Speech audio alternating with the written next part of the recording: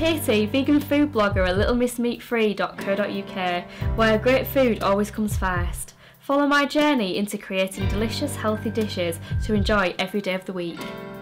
Hello, today I'm showing you some of the equipment that I use in my kitchen that I find really useful. It's ever so helpful to have a selection of items that you can always go to when you need them.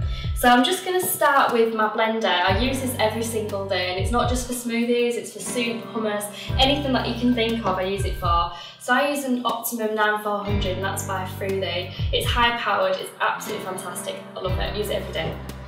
Next thing that I use, Kilner jars. Now these at one point were exclusive for making jam. Now I definitely don't have time to make jam, but I do like to have my smoothies in them. You can transport things, especially salad.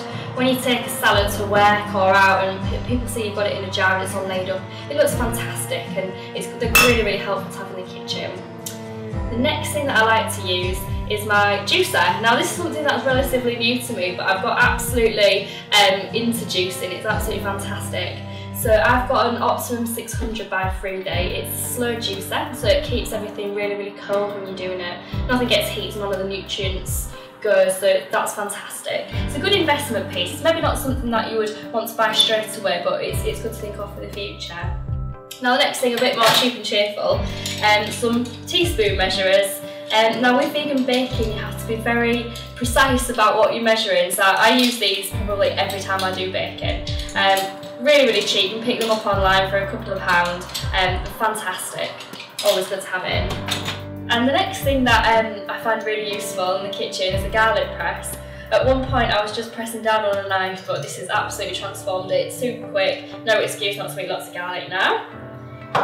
Hand whisk, again I use it for sauces, even in smoothies to mix in some superfood powders.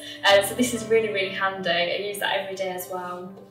Another good investment is actually some really decent knives. I went a long time just using standard knives, and actually buying some more professional ones makes life a lot easier.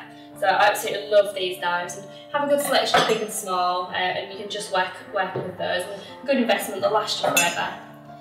My final thing in my kitchen essentials is a casserole dish. Now this is great because it can go in the oven, on the hob, and it means that you only have to wash one pan at the end of the day. And they're really, really solid. This will probably last years and years. So in here we can have chilies, tagines, you name it, can go in there. Absolutely fantastic, and I wouldn't be without it. So that's my kitchen essentials. Hope it helps.